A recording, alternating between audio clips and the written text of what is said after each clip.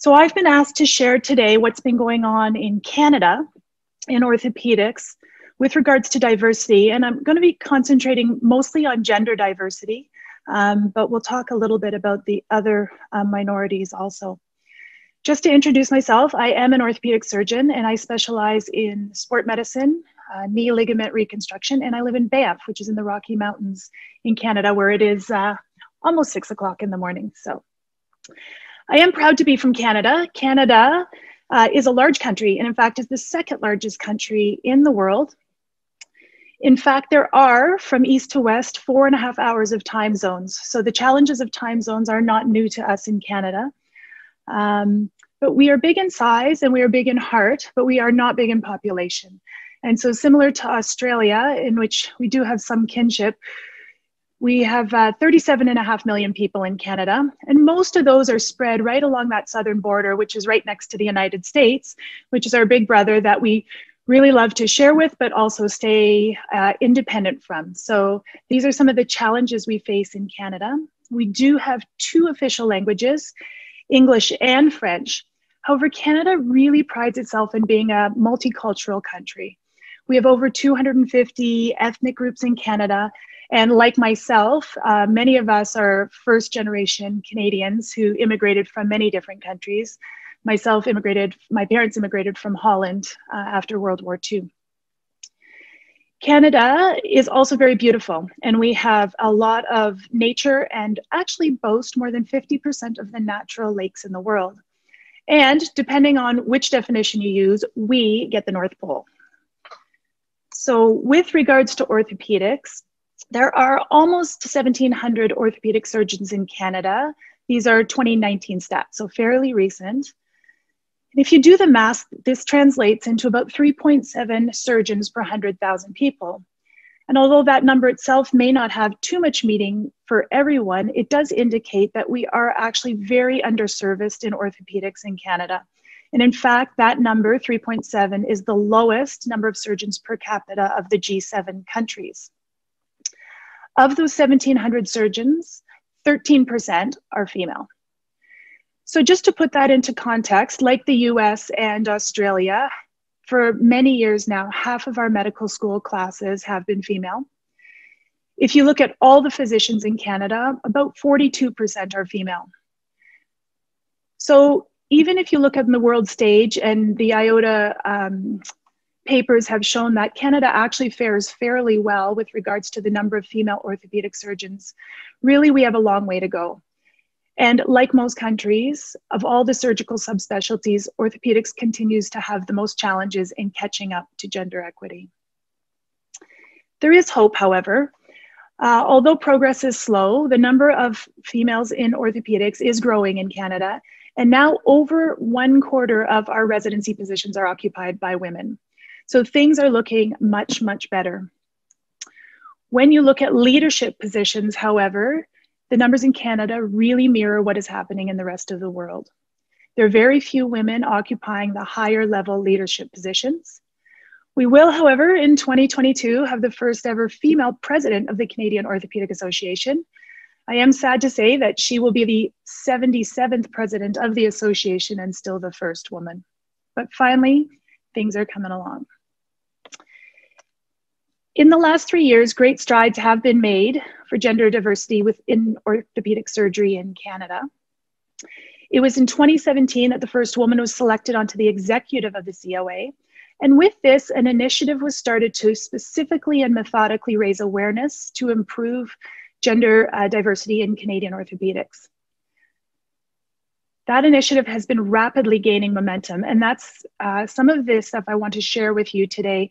And many of it will mirror a lot what Jenny talked about and Andrew talked about what's happening in Australia. So it's kind of nice to see that we're all following the same pathway. Canada may be a little bit different than some of these other countries though, because the Canadian Orthopaedic Association doesn't control the residency programs. And we have powerful provincial organizations that really control a lot of the politics that happen in orthopedics in Canada. So our approach to leadership is somewhat siloed, which has been one of our biggest challenges in trying to advance national programs such as gender equity. So with so much work to do, where were we going to start? So we began a few years ago just starting some roundtable discussions. So we had an open invitation to anyone who wanted to come, male or female. And what we really wanted to do was take the pulse of everybody. We wanted to find suggestions and opinions on the direction that this diversity initiative should take. So we felt it was really important to hear what everyone thought was needed and what our priorities should be. It was clear right from the beginning, and as Deepa so perfectly said, that we were going to have to respectfully challenge the current thought on diversity in Canada and what people thought was right and wrong with our system, and if people even thought anything was wrong with the system. So education as to the issues and the definitions and all these concepts that are essential to understand gender diversity work was really a priority. So for the next 2 years, we laid the groundwork by introducing symposia at our annual general meeting, which is really our largest educational event in Canada for orthopedics. So the first year, like truly laying the foundation, we introduced the concepts of implicit bias, mentorship, and leadership. And it was really interesting to watch people's eyes open because I think nobody had really thought about these things yet in Canada. So we were really starting from that blank slate. Last year, we expanded. We wanted to introduce how the lack of diversity was not a problem with the women. We didn't have to fix the women. It was a structural and an organizational problem. We advocated for putting families first and well-being first and discussed the practices and habits that led to resilient leadership. We created and published a diversity statement, something that was sorely lacking. And this really publicly announced our intentions, I think mostly to our membership, that we were really taking this seriously, but also announcing it publicly that we were going to address diversity within Canadian orthopedics. Leadership, numbers in leadership being a problem, we established a scholarship fund. So this was given out to female emerging leaders and people who wanted some more leadership skills. And it really was to highlight the fact that we need to educate people so that they will take those leadership positions. And that's been continuing on. We created a strategic plan similar to the Australian Orthopaedic Association. We wanted to make a guideline and a roadmap on how we were going to address these things down the road. Obviously, we started with the low-hanging fruit, which is always the easiest, but these things were really missing in Canadian orthopedics. And so they really were a new thing. Mentorship was a huge issue, as everyone knows, and we had the goal of enhancing our mentorship opportunities, but also teaching people how to be mentors. It's all nice to come up to someone and say, I want you to be my mentor, but mentoring is a skill, and we really wanted to address this lack of maybe experience in knowing how to be an excellent mentor. We started small, and at our annual meeting, we started a Mentor for the Day program. So instead of requiring people to put a big, huge commitment in, they could commit for the day. And we tried to match mentees with mentors, and these were male and female. It didn't matter, and tried to match them for the day. So they could hang out with someone with more experience or an attending physician for the day and really see what was happening. They could talk about life, they could talk about work, they could talk about job prospects or anything they wanted to talk about. Encouraging female residents, medical students to go into orthopedics has always been a big challenge for, I think, everyone all around the world. We introduced a session at our annual meeting called Real Talk, and this had people in all stages of their career give a really informal symposium, and it was aimed at the university students and the medical students that were in that local city wherever our meeting is being held every year. So it's going to rotate around the country.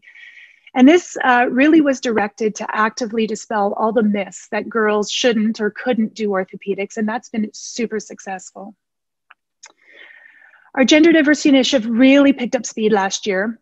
And as Jenny said, there's just too much work to do and not enough hands. So we created a task force to try to get some more things accomplished. Interestingly, the response to this was huge. Both male and female orthopedic surgeons were interested in becoming part of this task force. And that was really unexpected and really gratifying.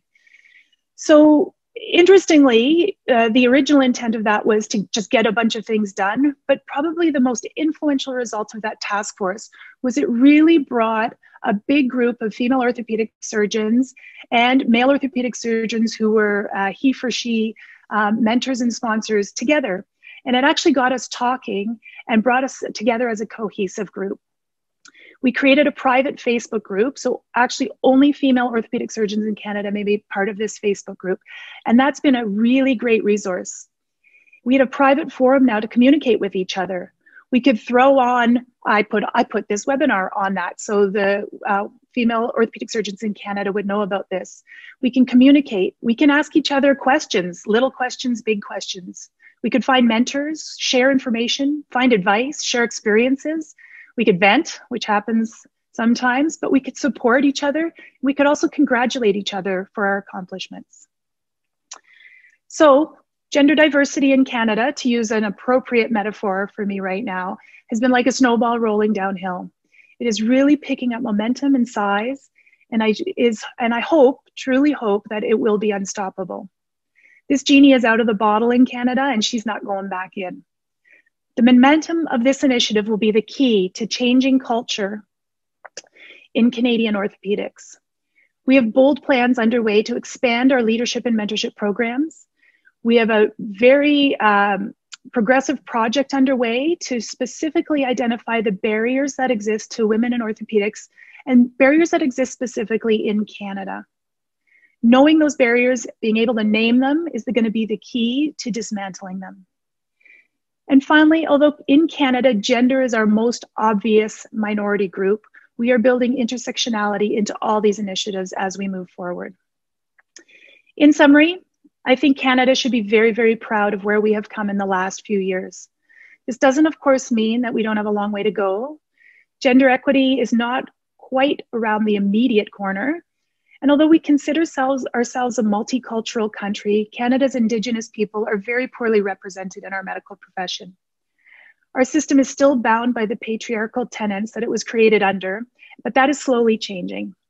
I prefer to have my glass half full. Change is coming, culture is changing, and the future is looking much brighter than it did a decade ago. Thank you.